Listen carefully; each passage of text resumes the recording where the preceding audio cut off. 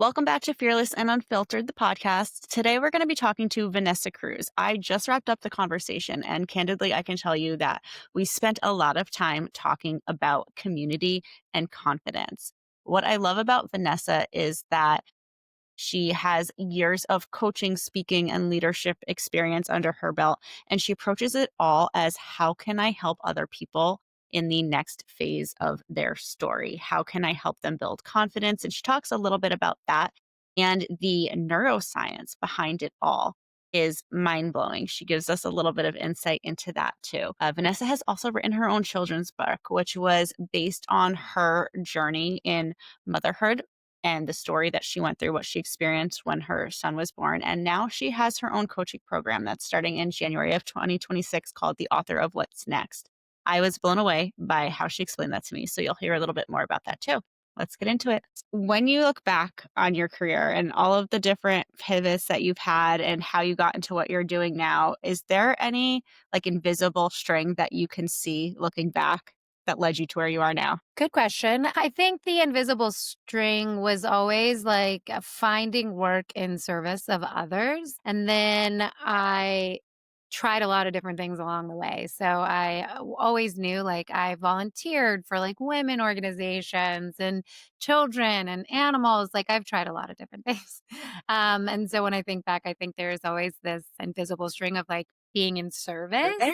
I grew up watching Oprah. So I always was trying to find my purpose and like, how can I be of service to people? But I think I always knew that that was the work that I wanted to do was like helping others. And I didn't know exactly what that looked like, but I would say that was probably the biggest line through everything. Yeah. So, and that's very clear just looking at your background. And I loved seeing it's like, as soon as I read your information, I was like, okay, Vanessa is multi passionate and she is awesome. So, has there been anything through those various changes other than the service to others? Is there any sort of like value that you have as an internal check to yourself? Like, if I'm going to do this, it needs to be in service of others and it also needs to check this box. Yeah, I think getting really clear on what your values are is really important. And obviously, everybody values something a little bit different. So I think it is really important to have those checks throughout your life of like, what do I value and what do I want to be all about? And being really clear with yourself in that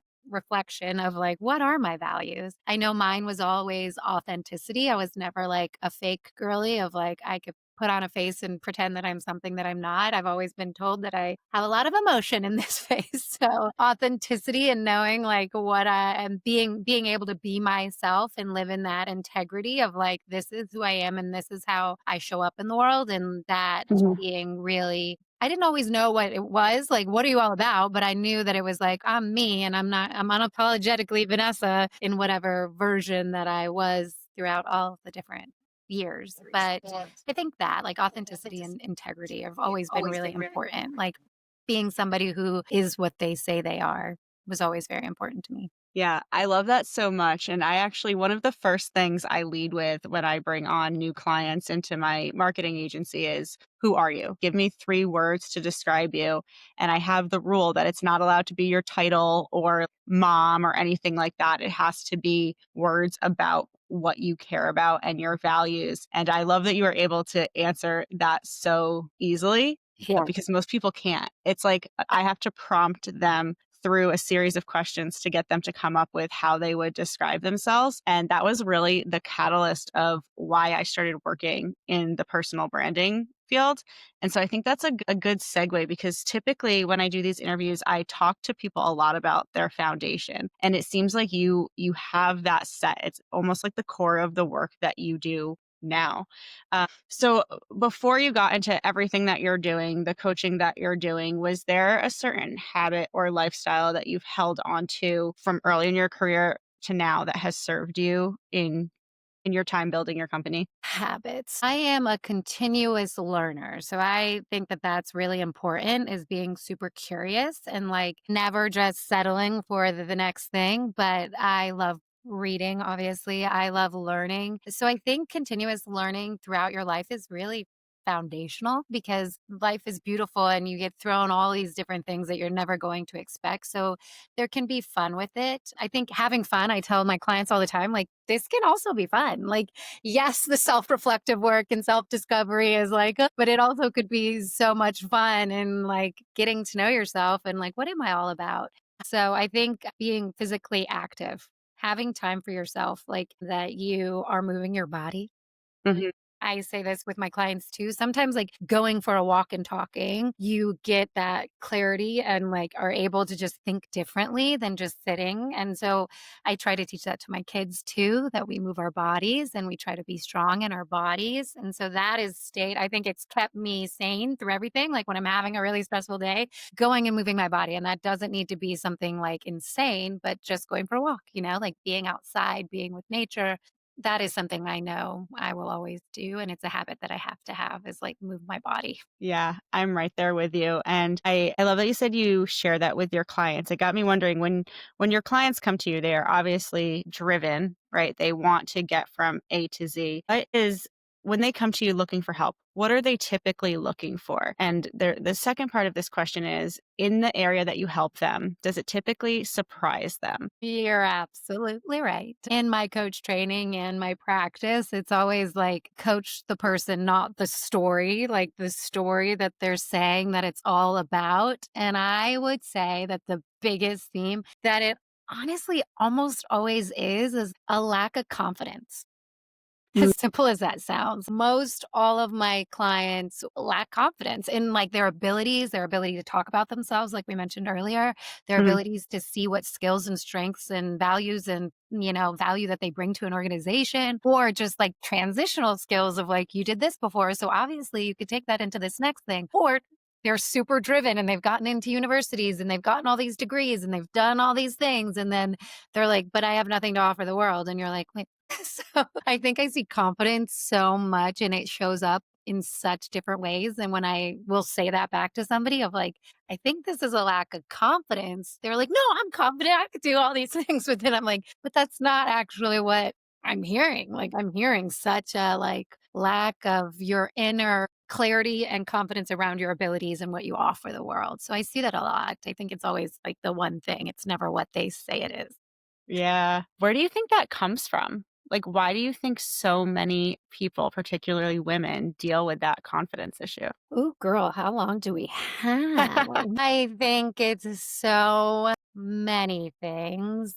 I think it's so many things. I think it's like societally. I think it's just pressures. I think it's Mhm, our education system. I mean, I like, being a mom, and I know you shared that you are as well. I try to think of like, where does this start so that I can curb this and not have my kids suffer from the same thing. But that is why I also do the work that we do because I think there's a lot of pressure to be away, but not the other side of that self reflection of like, what am I all about? What are my values and mhm, how do I want to be perceived, especially with social media and all these things? It's like glitz, glam, all of this camera, all this stuff on you, but it's like, okay, who are you actually? And I wish we did more of that work like at a younger age to lay that foundation. Like you can grow mhm. and change and value and be about different things all throughout your life, but what do you want to be about? Like what do you want to be Yeah. known for? I think it goes into branding, like what do you want people to know about you? And and I think a lot of my students too, and this is culturally very significant too, is that in different cultures we don't show this in the same way. So that is another aspect of it. So just being like if you're from the South, like be seen, not heard, like women are told that. Like I said, I could go on and on and on and on and on about this, but I think it starts at an early age of just pressure of performing Mhm. without the other side of like reflecting and being proud of accomplishments, even if it isn't perfect, like it doesn't need to be perfection. It's just like, okay, I tried, like I teach my kids that all the time. Like we can keep trying. It doesn't need to be just like, oh my God, like let's just keep trying and do our best. And our best can be our best, but we don't often recognize that. So I think there's a lot of factors. Apologize. That was a loaded question, and I was just I said it because you were talking about confidence being the main issue, and I see that in my line of work as well, because I'm asking people to show up on social media, and it is always from the women that I would never expect It it doesn't from. make sense. Like You're the like, CEO of a company, yeah, and she does not wanna record a social media video, and I am like, there's a disconnect here. yeah, Where in our society did we go wrong? And similarly to you, I think about my kids. I have 2 sons, 3 and 5 years old, and I also have heard all of the details about how, like, what they are learning now, specifically the 5-year-old, is what is going to be impressed upon him upon like, throughout his life, and I'm like, "How do we make sure that the next generation doesn't face these same issues knowing that they are going to be on social media? They are going to have, like, their lives just plastered for everybody to see at any given point." I worry about that a lot, and that's where that question came from. yeah. No, I think it's a great question. I think it needs to be, I think just because you're thinking about it, it shows Mhm. what an intentional mom you are and how different it will show up for our kids because we're having different conversations with our kids than our parents had with us, you know? Like, I know I wasn't having these deep, thought provoking questions, conversations with my Yeah, parents, but I try to do it with my kids. And I think that'll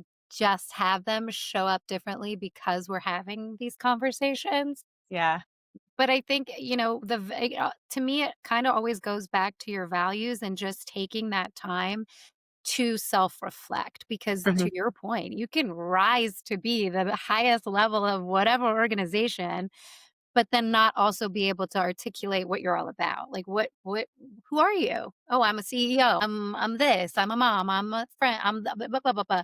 But no, like, what do you value, you know? Like, what's important to you? But and so I think if you don't take the time to identify that for yourself, you don't know, and you're not taking the time to identify that for yourself, and it's never too late to start that work. I think it's always fun at no matter what stage in your life you're exploring this, because some people don't do it until they're like, "Oh, okay, well, now I'm retiring, and now who am I? What is my yeah, life all about?" You know? And it's like, "Okay, let's start then." I don't think you know until you take that time, and that's uncomfortable, and I know you experience that probably as well, where people feel uncomfortable lifting up the rug to themselves, like, "Who am I yeah, and what I'm all about?" That's where it's like, I think it's like easy to stay behind a wall of like, "I don't need to know this. I don't need like, no, I'm fine. I'm confident. If everybody thinks I look good on the outside, they must think everything's fine on the inside." mhm, yeah.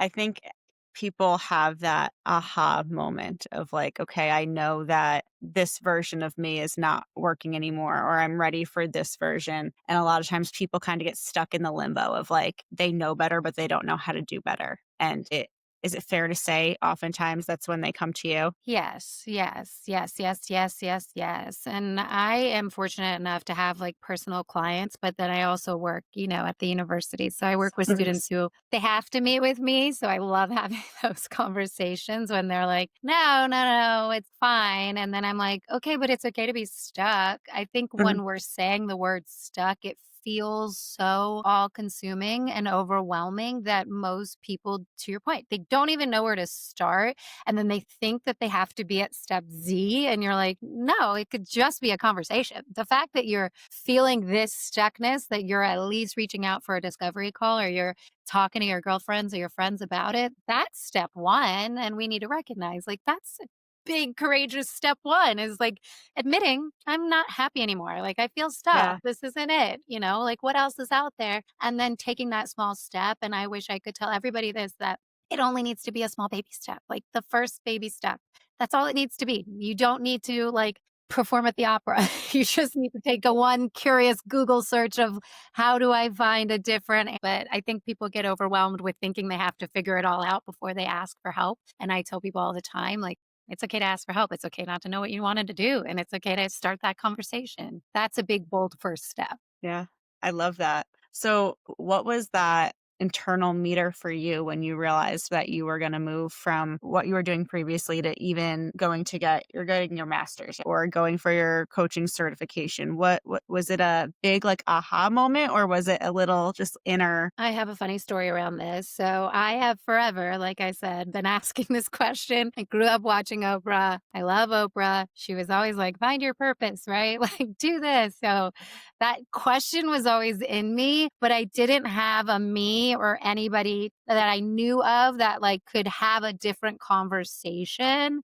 And so I just was like, struggling by myself for forever. I got married and my husband is the most supportive and he would be like, "Okay, what about this?" And so the funny story is like I was always just like, "I don't know what to do. Like I'm not happy." Like I'd start a new job and I'd be good and then I'd get a promotion and it'd be fine and then I'd be like, "Okay, I hate everything about this and I don't feel like this is the way to live." And we were in a conversation where he like pulled out job titles from like A to Z. And he was like, "What about an air traffic controller?" And I was like, "What? Like, why would I do that?" And so I like was like, "Oh my God, I need to approach this in a different way." So again, it was that silent yearning of like, I know I need to approach this in a different way, but I just didn't even know where to go. And then I had my son, and everything with having a son with special needs was life changing. Like, I was Mm. like, okay, I can't stop, just keep asking this question because, like, life goes by like that. And it's so vulnerable and scary. And I don't want to just live my whole life being like, I don't know, and I'm never going to solve this. So I tried a different approach. And I personally saw like a career counselor, but she was like a therapist. And so we worked together and I came to her just like crying my eyes out about like, there's got to be something else. Like, this is what I love doing. This is how I like helping people. This is what I want to do in life. But I know that at the core of this, like, value of family was really big for me and being there for my kid and not having a job that took me away from being fully present for everything that he needed in his life. And so I was just like crying my eyes out. And she did a lot of work around values as well. And in like our third session, she was like, "Have you ever thought about being like a coach?" And I was like, "I don't know what a coach is, like a sports coach. No, I'm not going to be a sports coach." And she was like, "No, I get like these notifications," since she was a therapist. She's like, "I get these coach training schools all the time. And everything that you're telling me about like what you value, how you want to contribute to the world, how you love to help people, da, da, da, da, da." She's like, "I think you'd be really good at this." I literally like left that session. We met like every other week. And by the time I met with her again, I was like, I found a school. I signed up. I'm being a coach. I'm done. Like, I finally knew what it was. I was like, oh my God, I didn't even know that there was this career out there that could match all the things. And that's why I'm so passionate about this work too, is sometimes we don't even know what we don't know. And when you have different conversations, you can find answers to things. And it could be so perfect and it could be right there in front of your face. And you just didn't even know it was something that existed that could light you up and really excite you. That's why I love having these conversations with other people. You're like her favorite client because you took what took what she said and And did ran with it it. instead of just thinking about it. Yeah, she was like, That's "I've never had awesome. this happen before." I was like, "Oh, I'm done. I'm good." I was like, "This was great. And bye." She was like, "This You're is like, really "I did never my happened." homework, thank you." Yeah. That's so fun. Life changing. So, you mentioned your son and how that just gave you a completely different perspective shift. I think that when we have kids, we know something like that is probably going to happen, but we don't know what it's going to look like or how it's going to feel. What did it feel like for you? Great question. I think a little backstory is my husband and I tried forever to get pregnant and it wasn't happening. And then we finally got pregnant. We thought, okay, this will be easy now. And newsflash, spoiler alert, wasn't easy. My son was born with a rare syndrome. So when he was born, he needed to be transferred to another hospital with a NICU and had his first two surgeries when he was 2 days old. And so that is just like, what in the world is actually happening moment of like, I don't even know. So this question of like career was always there, but that was like, oh my gosh, my whole life purpose changed to how can I be here for this like innocent little baby who just needs me. Like it's my whole like there was literally nothing in the world that mattered but being there for him. And I was fortunate enough to be able to be there for him through his NICU stay and through that knowing like this is now a thing. That question never stopped being there of like, what are we going to do then? Okay. Like, what are you going to do in your life? Like, what, like it was always a nagging at me of like, I really want to find this purpose and this work for me. And although it sounds like glamorous, it was like I left that conversation with my counselor, found a school, but also was working full time, dealing with a special needs baby. And then I was going to school at night. So it wasn't like I'm doing this, quitting everything. Here I am now now in this new thing. Like this is like a 5-year process. I'm in year 5 of now of still discovering it, but I knew the direction that I was going. And so every other step forward was in alignment with how can I show up better to serve my clients as a coach? How can I show up better to serve my clients in my own self work so that I can be there and be the best person for them and supporting them on their journeys? So every decision has been in alignment with that because I knew where I was going. So everything felt so clear like, oh, okay, I'll network in these communities. I'll join these boards. I'll get this degree. I'll go and get this other certification. Cause it was like, oh, yeah, this is all now very clear, but it's been a process. It wasn't an overnight thing whatsoever. And that I think everybody needs to remember is like, it's cool to get that clarity, but don't think that your life is going to change overnight. You're going to have all that doubt and all that question, and all your ugly insecurities and limiting beliefs will come up and make Mhm. you just be like, oh gosh, I know nothing about what I'm doing. And I don't think that ever stops. I think that's this beautiful gift of life, that you get to have that roller coaster and experience all the highs and lows of it. Yeah, for sure. I just want to publicly applaud you for doing that work, Thank especially you. under the circumstances. I can relate to the whole NICU stay and airlifting to the hospital. We went through that as well. My answer to that question is like, that was the pivotal moment of like, what am I doing this for? Why am I not doing the thing that is going to serve me, serve my family in the long run when Right. nothing else matters? Nothing matters. Right. It's hard to, like, match that clarity. I like how you described it as clarity unless you've experienced it and then know what to do with it too. Yeah. So, that's great, and I love that you're using it to help people, and I wanna talk a little bit about that now. So you shared something about the author of What's Next. So tell us a little bit about that and who it's for. Yeah. So I, again, am on a never-ending journey of self-discovery, and I think it's fun. I think I've met other coaches. I love being a part of coach communities because you get to be in space with people who have the same kind of crazy as you, and we all like. I remember being at one thing where somebody was like, oh, "Didn't know I was signing up for a lifelong career of just always like lifting up the rug and seeing what I'm dealing with." But Yeah. okay, so I am on that forever journey of like, what else? What else? What else can I learn? What else can I grow? How can I be a better mom, wife, friend, manager, anything? So I've always been on that journey. And I have, in that journey, been a part of some amazing communities. And this year, I was a part of one. And the minute it ended, I joined another. And then the minute that one ended, I joined another. And I have recently moved to Arizona. So community was something I was really missing. Like all of our family and friends and everything was in Texas, and we had built a beautiful community there. And then moving as an adult who's working and doing all the things and has kids, I was like, oh man, I am not intentionally prioritizing making friends. And friends are very important to me. I think it's good to have, your husband and your kids, but you need time with your girls and like just other time.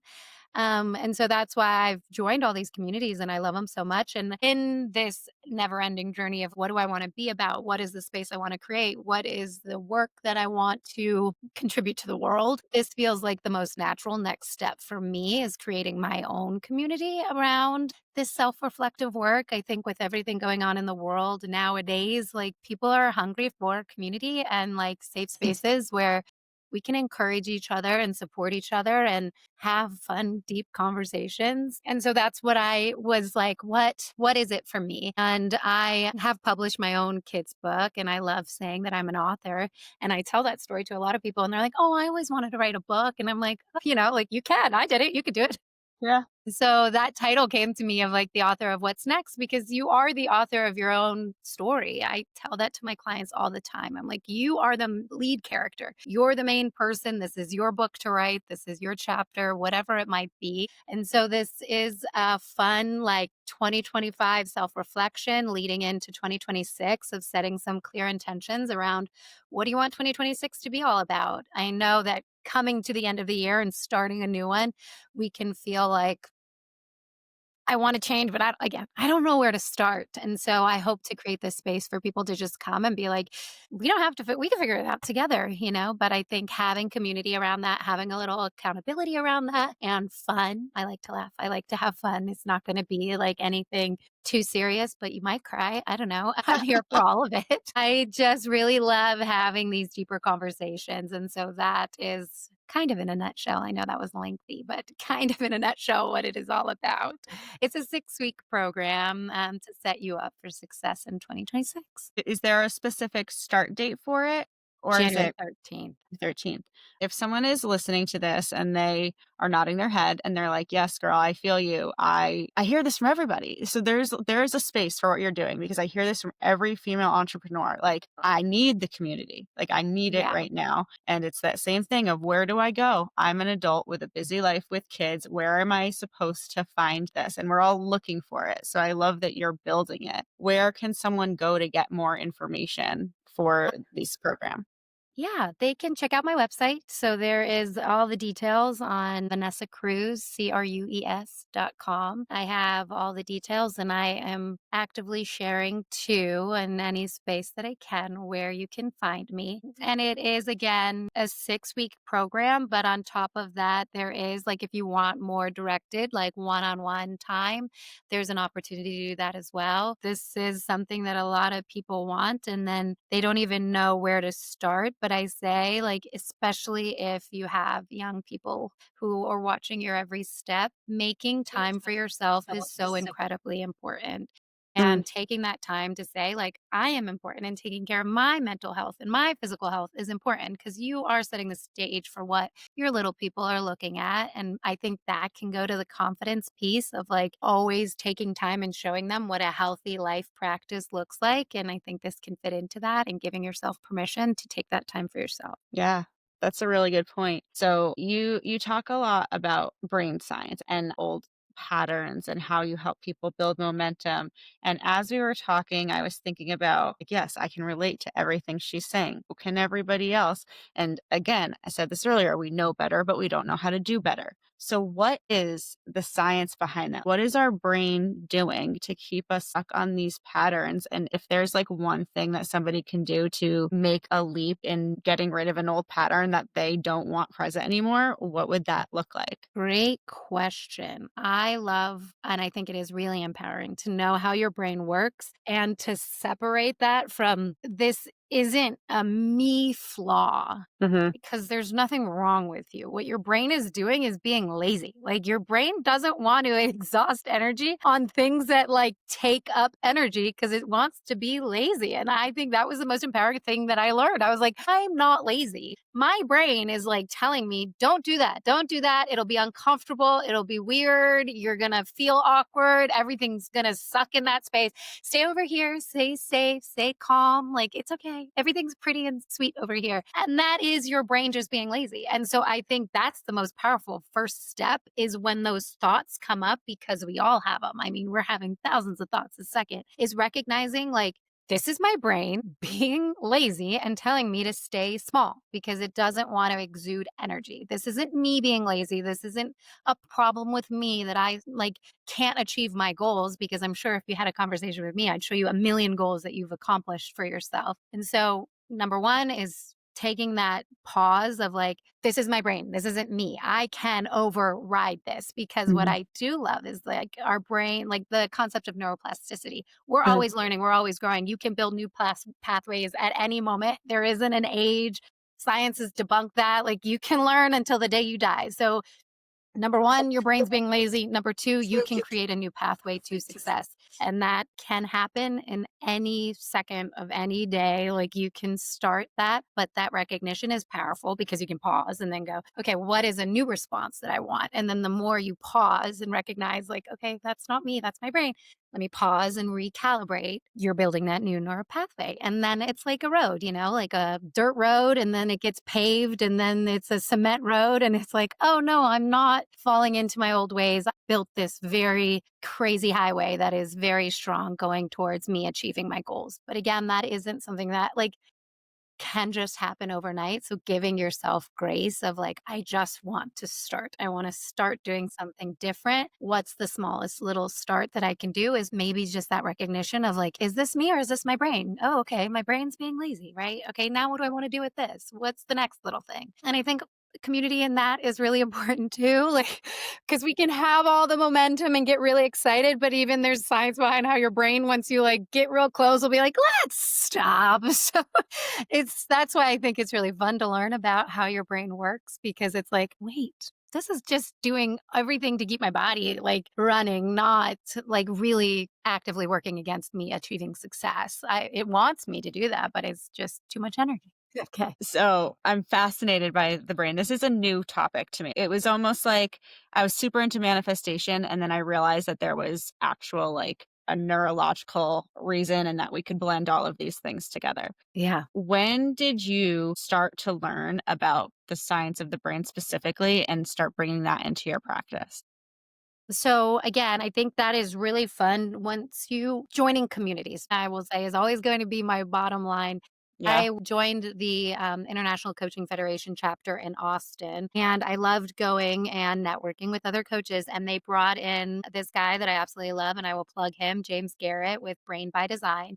And he came and introduced the concept of like neuroscience in coaching. And I don't think I had ever heard about like neuroscience in that way before. And I nerded out. Like I was like, oh my gosh, like just geeked out. Like, oh, this is so fascinating. And he similarly geeked out on this and then created all these programs around it. And he creates a really beautiful space for coaches or practitioners or anybody who's just interested in this to explore what neuroscience is and how do our brains work and like how should we think about this and what does the science say and how is it evolving and he creates a space of just having these conversations with like-minded people who are interested in neuroscience. And so I learned about him there and then I joined a course that he was offering in like neuroscience and coaching brain by design and I loved every aspect of that. So in learning more and more and more, I try to, cuz it can be overwhelming like, oh my gosh, Yeah. I don't this is so much like poof, your brain is like that's so much information. Yeah. So I tried to dumb it down in that, like, what is the basic of what's going on? Because obviously I could use all the nerdy terms, but then people's eyes gloss over and they're like, cool, cool, whatever. So I try to make it understandable and digestible with my clients of like, this is what's actually happening. And then two, like setting yourself up for success and achieving your goals. Like there's so many little fun tips and tricks that you can learn to help set yourself up for success. And I love when my clients will be like, you taught me that thing and I like do that all the time and it helps me so much. And I'm like, yes, it's so fascinating and so helpful because I think at one time said this, like, we have this computer that's running our whole body and we never got like the user manual for it. Like, you're never really taught how your brain does all the things, but it keeps your entire body running. And we should know more about that. So he creates a really fun space. And like, how do you understand this? And like, what is the user manual to work with your brain instead of against it? Because that's where I feel like you can feel a lot of Mhm. struggle when you're just trying all Mhm. these things, but you're not getting results and you're just fighting what your brain naturally does. So how can you like how I work with my clients and like how can you work with how your brain is going to fight you to set yourself up for success? Yeah, that's fascinating. I think I have a new hyperfixation now, and it's learning about that because I like to I mean, he understand. is like, I love this man. I've never met him in person, but like, he lives in Boston and he is like the sweetest, kindest, most fun. And he has like the best community of other people because I think the energy that he brings to the space is just that curiosity and the playfulness and like, wow, this can be fun. So I'll send you his link because his stuff is really, really just, you could just, I think if you see him and you experience him, you'll be like, oh, yep, that's what she was talking about. Like he's just such a kind human being who's trying to, create a space of just like understanding how to work with our brain and like making neuroscience digestible. And it's really so fascinating. Yeah, I love that you're building on that because a lot of people I can think of many people in my life who I'm like, "You could learn a lot from therapy," but they're never gonna go to therapy. But if you can say to them, like, "This is what's happening and this is why," you can't Right. argue with that. No. And once you know something, the science behind that is like once you know something, you can't unknow it. You can't Mm. delete it from your brain. So planting that seed and being like, you're welcome. You Oh, now know this, even if you don't want to. That's It's kind of that's funny. fabulous. Well, thank you for sharing that. I will put that link in the show notes. I'll put the link to your program in our show notes. I can't wait to share this because I know that people can learn so much from you. To wrap it up, if you are going to give an entrepreneur listening to this who knows that they're ready for the next step, if you Yeah. could sum up everything we've spoken about today and just give them one tiny piece of advice, what would it be? Find a safe person to have in your corner. That's not always going to be a family or a friend, but if it is a family member or a friend, don't go at it alone. Like, have somebody that you can share all of your deepest desires and dreams to, that don't like will be like, "Okay, let's go." Yeah. And I think that would always be my number one thing. I obviously could advocate for it being a coach, but if it's a therapist, if it's just a mentor, if it's just somebody else, because we have all of this up here. And a lot of the times it'll just stay up here if we don't get it out of our mouth and into the universe. And I think if you're already at that cusp of like, I have something to share with the world, don't give up on it. Just share it. Like, try with one person and then be like, oh, okay, the world didn't fall apart because I said this out loud. What more can I do? I feel like we just so often keep all these things to ourselves and we're nervous about taking that first step. But find a trusted person that you can share your dreams with and don't stop because the world needs whatever you're offering. That's great advice. Thank you, Vanessa. It was such an honor to get to know you better and share this with everybody in the Fearless and Unfiltered community. So I appreciate it. Thank you so much for having me. This was such an honor. I really appreciate you creating this space.